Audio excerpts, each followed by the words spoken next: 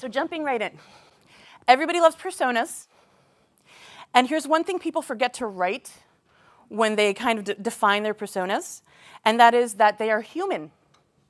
Okay? So, oh, they do this and they read this. First, they're human, and there are inherently human traits that I think everybody has, right? One is we are all inherently insecure. I don't care what you say unless you have like a serious psychological hang-up.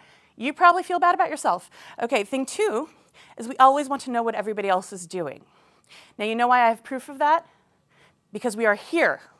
This entire thing is about learning what everybody else is doing. Okay, there's a reason conferences exist. People want to know what everybody else is doing. And obviously, we always want to look good in front of others. Dinosaur dress, come on, but it's not just me, it's everybody. So I like to wrap it up in everybody is just basically a walking ball of FOMO. And the cool thing is that you can use data to help alleviate that FOMO. Okay, so why is data good? Data is good is because you can share what's going on. I don't care what industry you're in, what your company does. You have a bird's eye view of your industry, your company, your customer. Okay, and that bird's eye view is something you can share. And that helps people because you're telling them, hey, this is what everybody else is doing in this industry, right? If they already know what you tell them, it enhances their knowledge. It makes them feel good about themselves. Always nice, a little dose of dopamine. And it gives them info to share so they can look smart in front of their friends. Always good. Hey, did you know that the average open rate of an email is blah, blah %? I don't know what the average is. I just know what mine is. Maybe I'll tell you later. But anyway, other really nice things that data can do. I'm going to tell you something, and I know it's going to be really hard for you to accept this, but people don't read anymore. I know this is news. As writers especially, I'm a writer, I don't read. Okay. And the beautiful thing about data is that it's a nice little skimmable thing that you can do. It gives you pretty pictures to show people, so you don't necessarily need to read what you're writing, you're presenting to them. Infographics. Always fun.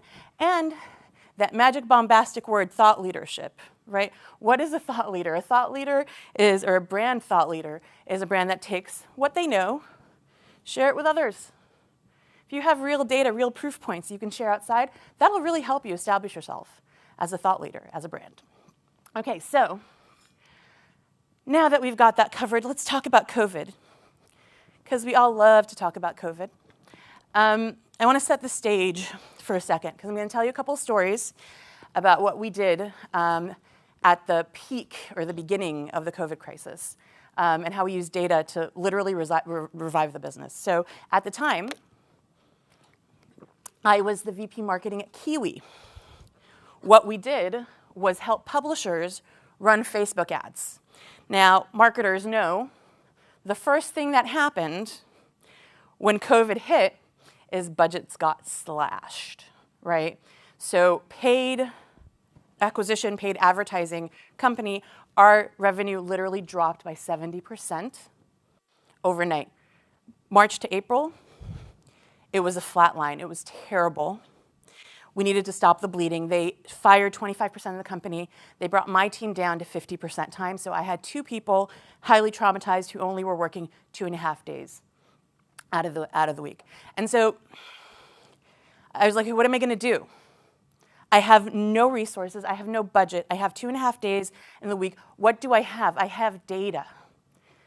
What were you doing in the first couple months that you were at home? You were just trying to figure out what everybody else was doing, right? And I was hearing it from our customer base, and it was always my go-to is let's use our data. Here's the problem.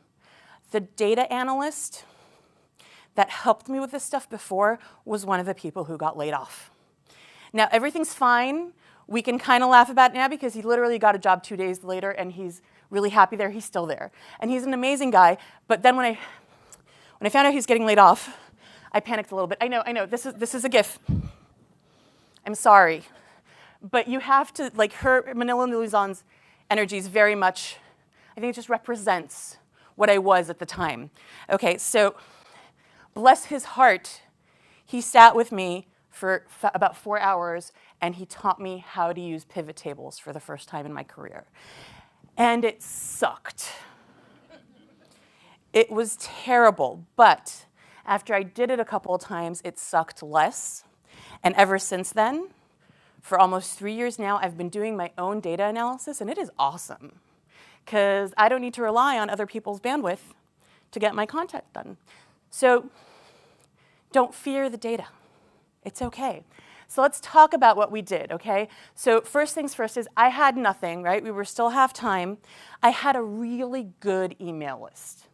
I had about 50,000 people on my email list. They were highly targeted. I knew they were all a relevant audience.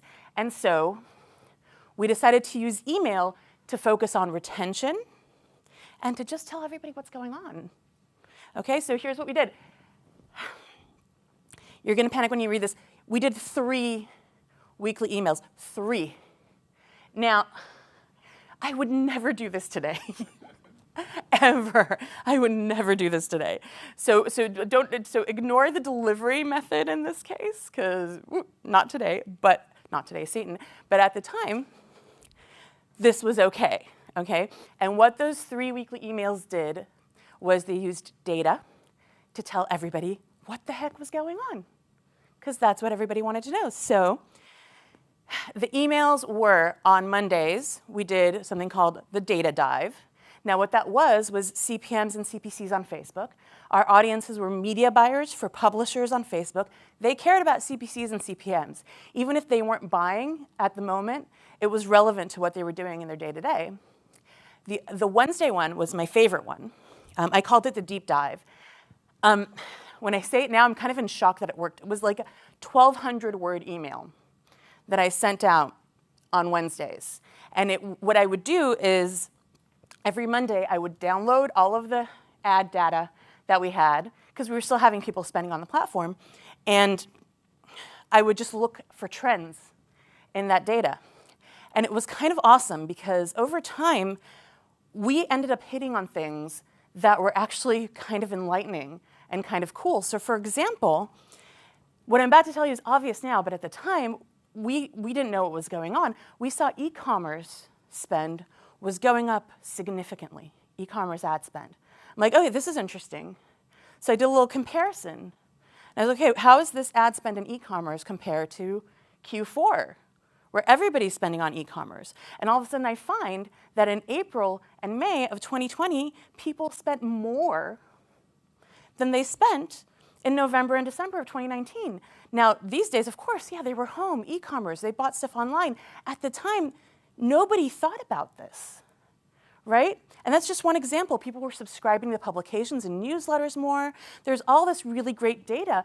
And right, I had to say Friday, we did just a news roundup. We called it the Friday Reader. Everybody wanted to know what's going on. Here's what's going on in the publishing world. Okay, so the results were awesome.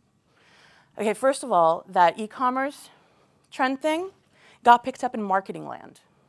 I didn't even know that there was a person in marketing land on my mailing list. I don't know how they got it, but boom, the next day, marketing land, right? We had customers who were still spending, thanking us for giving them all of this information. The coolest part was literally every time I sent these deep dives especially, I had people who had this forwarded to them replying to me and asking me to opt in. Weekly, people were doing this. It was mind-blowing to me. By the way, set an impossible standard. Every single time I do a new newsletter program, like, why aren't people asking me to opt in? This is not right.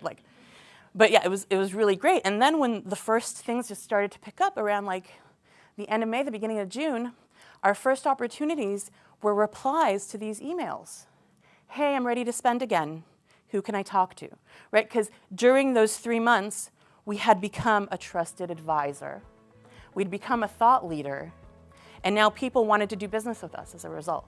It's really, really cool.